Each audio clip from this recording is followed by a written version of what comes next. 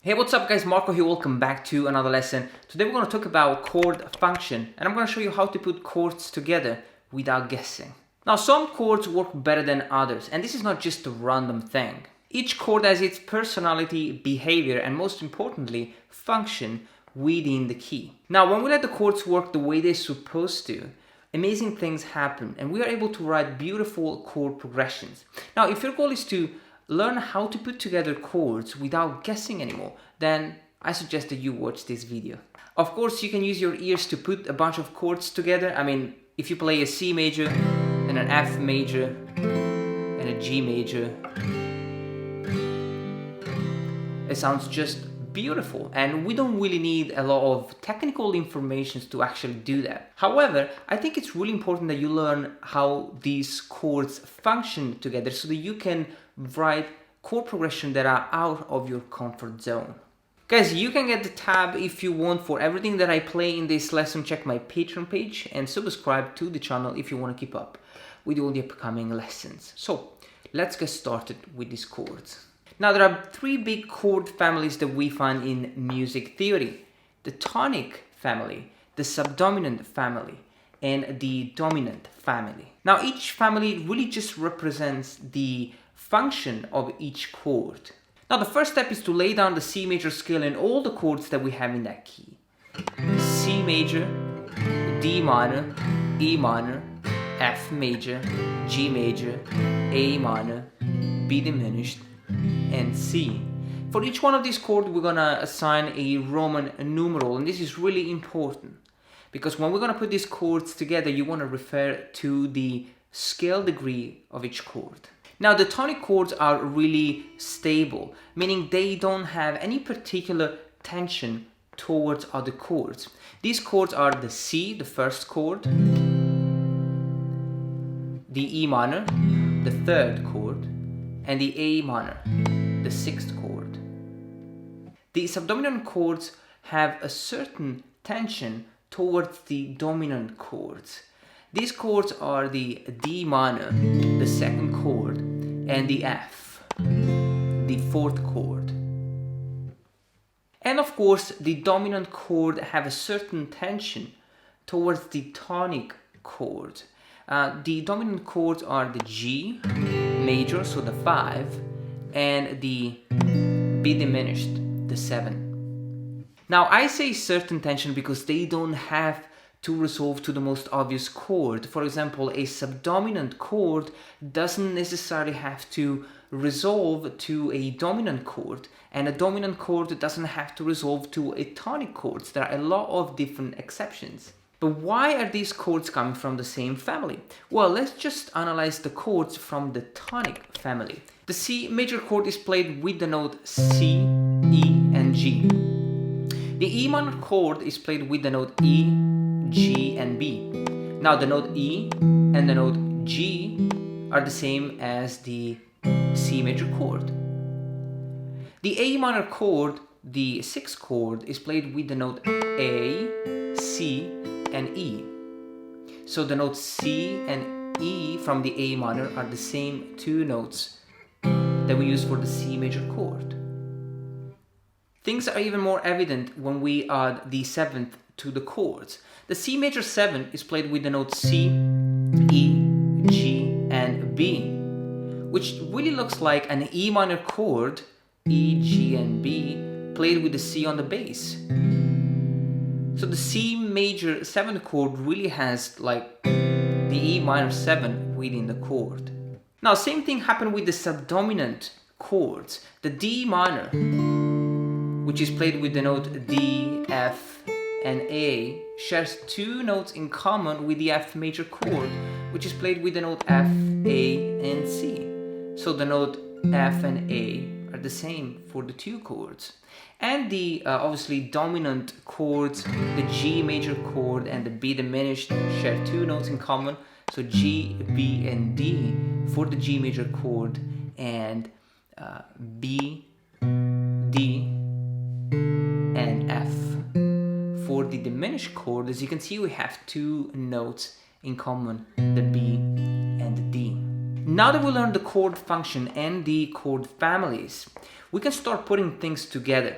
Now, the most interesting thing that I like about this process is the fact that we can decide to put chords together from one family. So we can really take it step by step and start with one family. Not everything works great, but at the same time, I think that you should start this way. So let's just start with the tonic chords. We could, for example, play the 1 chord and the 6 chord.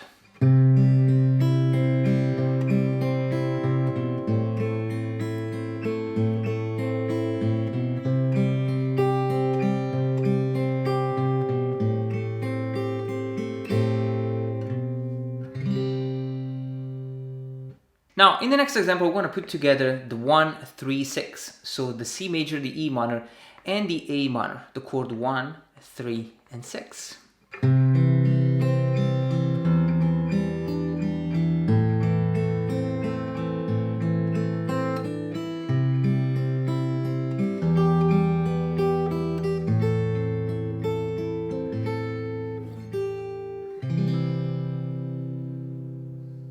As you can see, guys, you can use any chord types: major, minor, minor 7, major 7, odd 9, sus4, sus2, all these chords.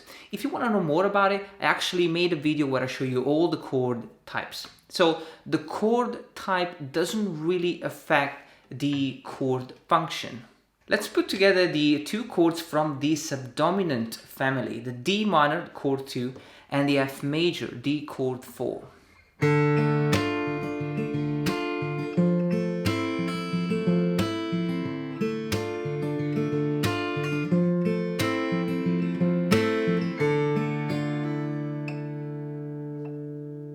Now, the dominant chords don't really work well together if you try to play with just the G major and the B diminished, because the B diminished is really tricky chord and it's most used as a passing chord.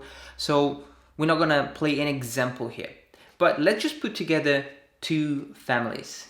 Now, one of the most common chord progression is the 1, 4, the C major, and the F major.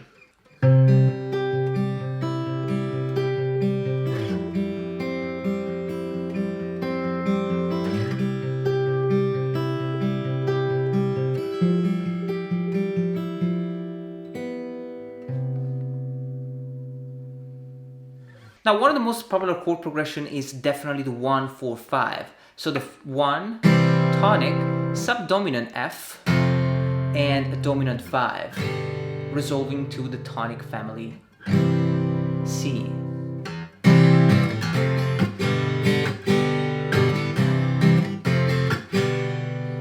Very simple example. You can develop a little bit if you want, especially with the finger picking technique. So.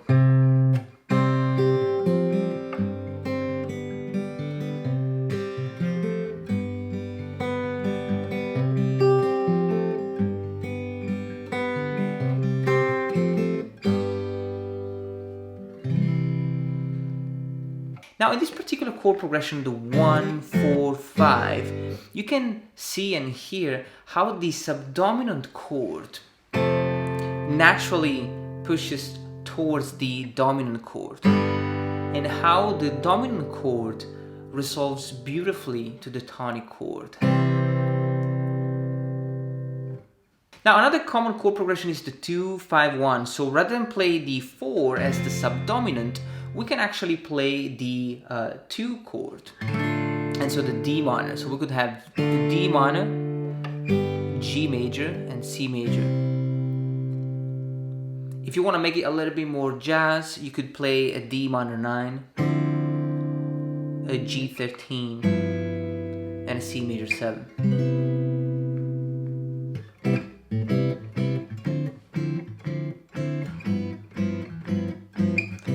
We can add the 6th chord, which is the A minor. And so we go from the 1 to the 6, and we play 2 tonic chords.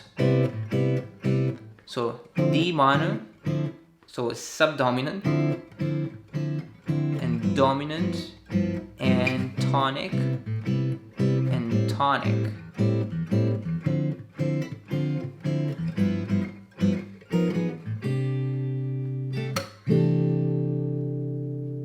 Now we can obviously combine chords from the same family with chords from different families. And so we could play something like this.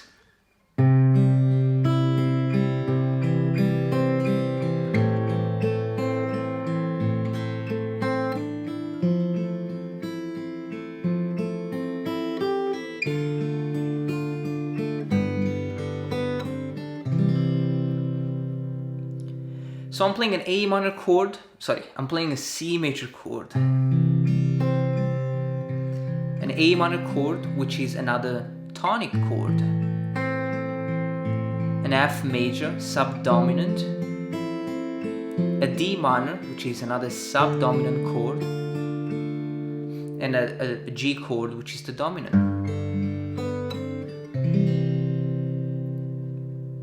So it's 1, 6, 4, 2, 5, and 1. We can also mess things around and play something like this.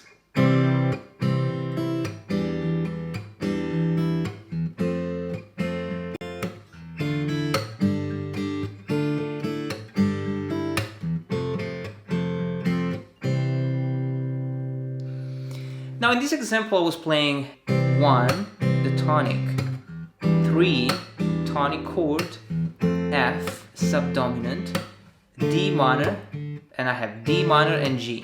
So I have subdominant, dominant, subdominant, dominant. Now rather than go from this dominant chord, the G major, to the C, I'm gonna go from the dominant to the subdominant. So F. So I'm going from a subdominant chord to a tonic chord. And this is a beautiful way to really, end a chord progression. As I was saying, there are a lot of different exceptions. So a dominant chord doesn't necessarily have to resolve to the tonic. So this is how you can put together chord progressions following the chord function. It's extremely important that you understand this process because it's just a beautiful thing to actually analyze all the chord progression that you've been playing and figure out what you are actually playing. Now for the minor key, things work the same way, even though some chords are slightly different, meaning if you are in A minor, which is the relative minor key of C major, the A minor is now the chord 1, so you have 1, 2, 3, 4, 5, 6, and 7. Now you can use the same approach. So the chord 1 and the chord 3 and the chord 6 are actually the tonic chords, and the B diminished is the subdominant chord, as well as the D minor is the subdominant chord, so it's the 2 and 4. And then you have the dominant chord, which is the E minor and the G major. So if I want to play, for example, the 1, 4, 5, I will play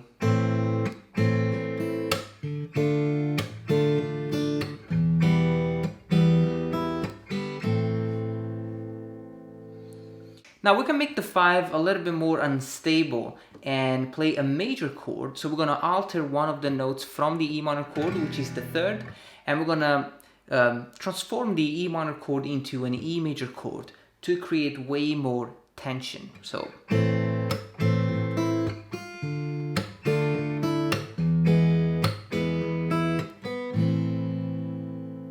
another great chord progression is the 2-5-1 in the minor key. So it's the B diminished, the E,